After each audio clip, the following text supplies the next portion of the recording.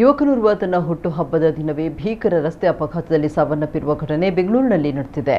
24 ವರ್ಷದ ಪವನ್ ಮೃತ ಯುವಕ ಸ್ನೇಹಿತರೊಂದಿಗೆ ಹುಟ್ಟುಹಬ್ಬದ ಆಚರಣೆ ಮುಗಿಸಿ ಕೇಕ್ ಕಟ್ ಮಾಡಿ ಮನೆಗೆ ಮರಳ್ತಾ ಇದ್ದಾಗ ಪವನ್ ಚಲಾಯಿಸ್ತಾ ಇದ್ದ ಬೈಕ್ ಮತ್ತು ಎದುರಿಗೆ ಬರ್ತಾ ಇದ್ದ ಗೂಡ್ಸ್ ವಾಹನ ನಡುವೆ ಮುಖಾಮುಖಿ ಡಿಕ್ಕಿ ಸಂಭವಿಸಿದೆ. ಗೂಡ್ಸ್ ವಾಹನ ಮತ್ತು ಬೈಕ್ ಅತಿ ವೇಗದಲ್ಲಿದ್ದ ಕಾರಣ ಡಿಕ್ಕಿಯ ತೀವ್ರತೆ ಹೆಚ್ಚಾಗಿದ್ದು ಪವನ್ ಸ್ಥಳದಲ್ಲಿ ಸಾವನ್ನಪ್ಪಿದ್ದಾರೆ ಅಂತ ತಿಳಿದು ಬಂದಿದೆ.